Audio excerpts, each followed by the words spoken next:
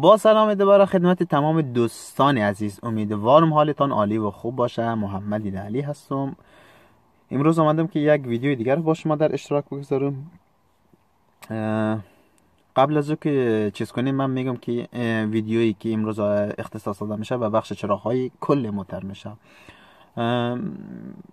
میخوایم امروز ببینیم که چند تا چراغ داریم خب و چه چراغ‌هایی در کدام زمان روشن میشه و از چه چراغ‌هایی در موقع باران یا موقع برف چه چراغ‌هایی را روشن میکنیم و تمام چراغ‌هایش مثلا این رقم نیست که مثلا در یک موقع روشن شود، مثل چراغ‌های مه، چراغ‌های غبار موتر دائم وقت روشن نمیشه. وقتی که غبار و مه باشه شما باید روشن کنید. اگر دائم وقت رو روشن کنید، حداقل داخل شهر اگر پلیس شما رو ببینه حتما برای شما تذکر میده. به خاطر همین میگم که دائم وقت روشن نباشه چراغ. مثلا وقتی چراغ بارندگی بود، از چراغ‌های کم نور، همون چراغ‌های پوزیسیون که در فرانسوی میگن، از او باید استفاده شه.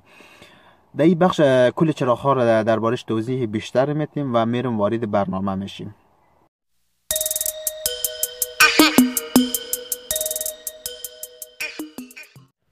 در بخش ویدیویی که در چراغ‌ها بود، من چراغ‌ها رو گفتم از کجا خاموش و روشن میشم. سمت دست چپ ما برای چراغ‌ها میشه و اینجا دو تا چیز داریم.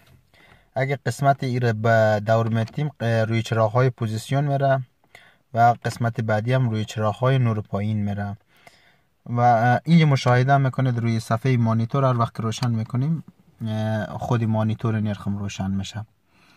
بعد از که چراغ نور پایین ما روشن شد در اینجا نشان میده و وقتی که میخوایم چراغ نور بالا استفاده کنیم باید در طرف خود کش کنیم و اینجا چراغ نور بالای ما نشان میده. و این هم گفتیم که سمت بالا اگه بزنیم چراغ راهنمای سمت راستمون روشن میشه و سمت پایین اگه چیز کنیم چراغ راهنمای سمت چپ ما روشن میشه. و دو چراغی که در اینجا داریم برای چراغ‌های چیز ما هست، چراغ‌های مه و چراغ‌های غبار ما هست. به سمت بالا اینجا چراغ روشن شد، چراغ‌های پشت سر مه روشن میشه و ایرایم که چراغ‌های جلوی مه روشن میشه. حالا من میرم در بیرون و قسمت چراغ‌ها را کلاً با هم میبینیم که چراغ مه و چراغ‌های پوزیسیون، چراغ‌های نور پایین و تمام چراغ‌ها را میبینیم با هم. در اینجا کلاً چیزا را داریم و چراغ راهنمای ما و سه تا لامپی که در اینجا هست، دو تا لامپ داخل داریم و یک لامپ ای رقم است. حالا ما میریم چراغ پوزیسیون رو روشن میکنیم که بین از چراغ‌ها کدامش چراغ پوزیسیون ما است. خب چراغ پوزیسیون رو گفتیم که همین چراغ‌های نور پایین میشه. آنه چراغ پوزیسیون ما ای چراغ روشن شد. حالا میریم چراغ کوخازما.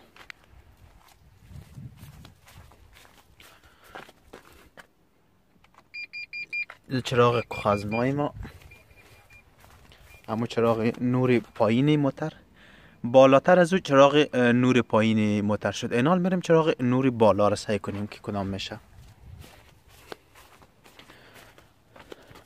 ایران میکشیم.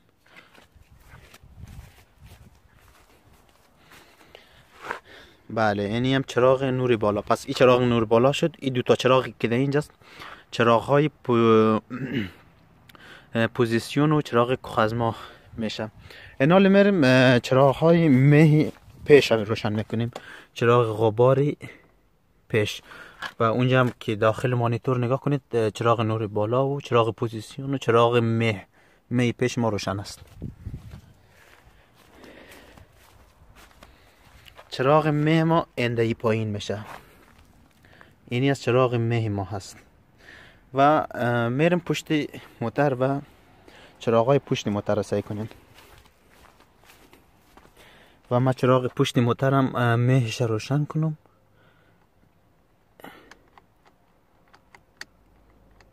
و اینجا هم از نشانه پشت موتر میشه چراغ مه دو چراغ داریم. یک این چراغی که اینجا هست این مال می هسته و چراغی که اینجا هست از خود موتر هسته و این چراغ راهنما میشه و این خود این چراغ وسط چراغ دنده عقب ما میشه. یک چراغ دیگه اینجا داریم که این چراغ ترمز چی میشه وقتی که پای روی پدال چیز کنیم یعنی چراغ روشن میشه. ما باید از این استفاده کنیم و حالا میریم روشن میکنیم، از این چراغ استفاده میکنیم. موتر اینال روشن است و چراغ هایی که کامل روشن شده، چراغ می پشت سر ما روشن شده.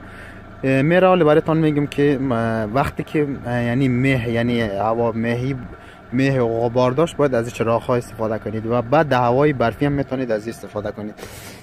و چراغی که در پشت روشن است فقط از ترمز است، چون ما ترمز گرفتیم و این چراغ روشن است. حالا میریم برای چراغ های راهنما و سمت پایین میزنیم. در مانیتور صفحه هم نشان میده چراغ چپ ما هست. حالت چراغ چپ و چراغ راست. عوض میکنیم برای چراغ سمت راست راهنما. یک چراغی که اینجا هست فقط برای ازیسته که دنده عقب وقتی که مندازین در روی دنده عقب میآید و این هم از چراغ راست راهنما که اینجا کار کرده. یک دو تا چراغ هم که در خود موتر میشه، چراغ های خود پیش موتر میشه و چراغ هایی که در اینجا داریم چراغ های پشت داخلی موتر میشه.